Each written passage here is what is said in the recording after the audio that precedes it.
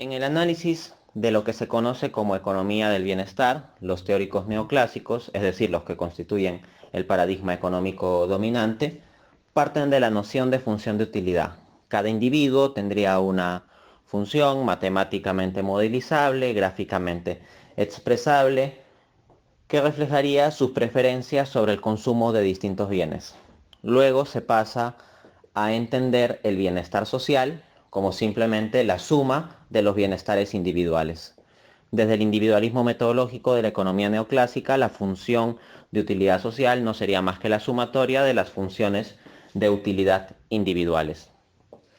Desde esa perspectiva, un cuestionamiento que algunos plantean al enfoque neoclásico es que estaría teniendo una concepción reduccionista del bienestar en términos de consumos de bienes, cuando en realidad existen otros aspectos fundamentales para el bienestar social o para tener una sociedad decente, en cuestiones relacionadas con la protección del medio ambiente, la democracia, los derechos humanos, ciertos valores morales, etcétera, etcétera. A esto, algunos teóricos neoclásicos replican que no hay problema porque todas esas dimensiones cualitativas pueden ser incorporadas en las preferencias de los individuos. Los individuos pueden tener preferencias sobre estas cosas, sobre cuidar del medio ambiente, sobre ciertos valores, sobre la equidad, sobre los derechos humanos, etc. Y en consecuencia, en tanto los individuos tendrían preferencias sobre esto, podrían ser tales preferencias incorporadas en las funciones de utilidad. Tal respuesta de los teóricos neoclásicos, a mi juicio, tiene como mínimo dos problemas. El primero es que si se trata de un asunto de preferencias individuales y el bienestar social no es más que la suma de las preferencias individuales según la concepción neoclásica, entramos al problema de que ciertos individuos podrían tener preferencias que finalmente lleven a una situación inconsistente con un auténtico bienestar social. Por ejemplo, múltiples personas, bajo determinadas circunstancias, bajo determinados contextos, por ejemplo, de corrupción en las instituciones o de fragilidad institucional, pueden comenzar a desarrollar preferencias fuertes por el autoritarismo, por la dictadura. Hay gente que dice cosas como, ojalá viniera una dictadura y arreglara todo esto. Entonces, lo que estaría sucediendo aquí es que si metemos a la cuestión de la democracia como una cuestión de preferencias, pues perfectamente se puede abrir el paso a que varios individuos, dentro de sus preferencias, no tengan tanta preferencia por la democracia, sino por el totalitarismo. Asimismo, respecto del cuidado del medio ambiente, pues hay una dificultad porque lo que cada individuo puede obtener como beneficio de no cuidar el medio ambiente puede ser mayor al perjuicio que obtendría de forma directa a corto plazo a nivel individual por no cuidar ese medio ambiente. Pero ¿qué pasa si todos los individuos comienzan a actuar así? Que a largo plazo lo que se va a dar es una afectación muy grande sobre todos. Y los individuos no necesariamente no necesariamente preverían eso, porque podrían tener preferencias tales que tengan una preferencia muy fuerte respecto al presente y más difusa respecto al futuro, como suele suceder. Entonces, siguiendo su misma racionalidad neoclásica, podrían estar dispuestos a tomar acciones, por ejemplo empresas, que puedan dañar al medio ambiente en el corto plazo y les den un beneficio de corto plazo, aunque a largo plazo haya un perjuicio general grande para todos. Tal vez un neoclásico replicará, sí, pero hay personas que sí pueden tener en cuenta esa perspectiva a largo plazo. La cuestión es, si la utilidad social no es más que la suma de las utilidades individuales, pues estas personas, ¿cuántas serán?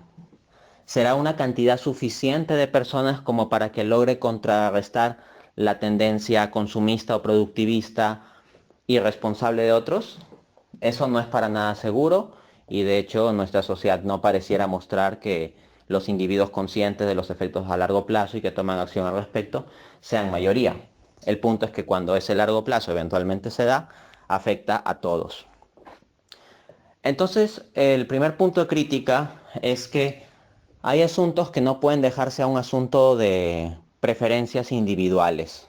Hay cuestiones que, dejadas al libre arbitrio de los individuos según sus propias ponderaciones, no necesariamente van a ir bien porque los individuos no necesariamente tienen el mejor juicio sobre esto. Aquí se da el problema conocido como la paradoja de la agregación. Algo que puede ser individualmente bueno para cada individuo dentro de un conjunto puede llegar a ser muy malo si todos los individuos del conjunto lo hacen. Y desde los modelos de racionalidad y preferencias neoclásicos, cada uno se ocuparía solo de su propio bienestar. O se fijaría en el bienestar social solo en la medida en que podría afectar su propio bienestar, lo cual también es imperfecto. Y eso lleva a la segunda crítica. La segunda crítica parte de lo siguiente.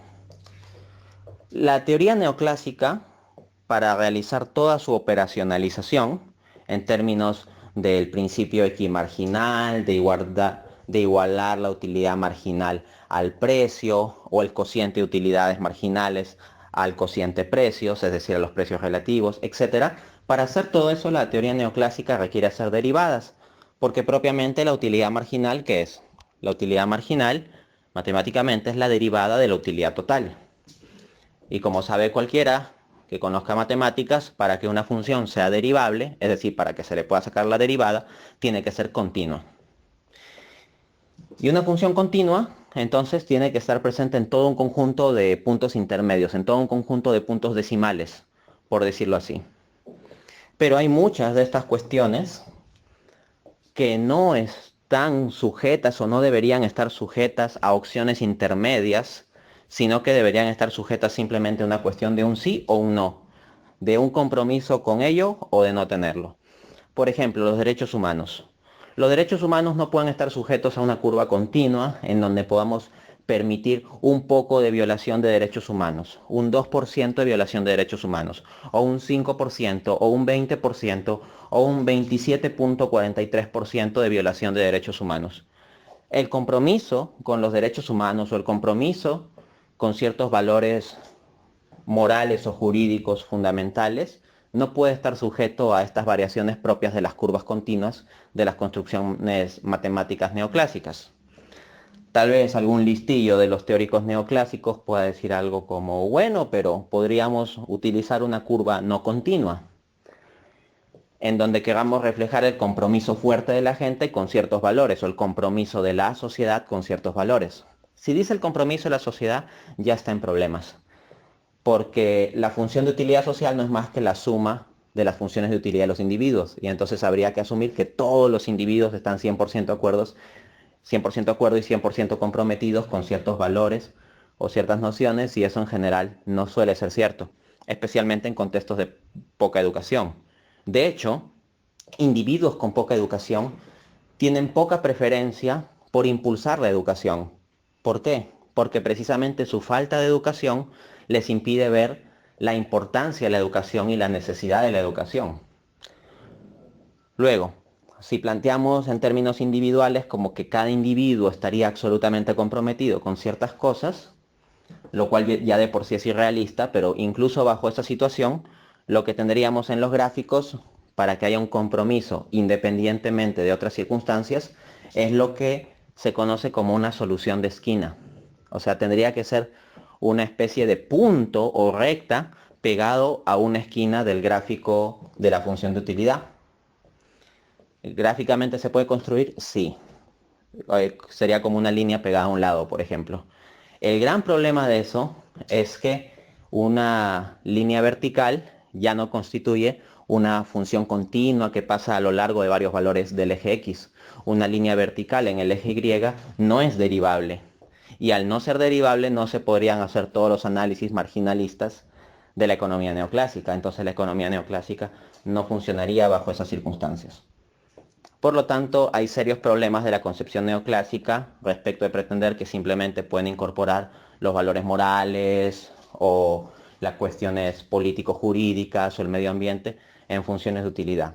Hay limitantes que no pueden ser superados desde el mero paradigma neoclásico de preferencias de los individuos o agregación de estas preferencias.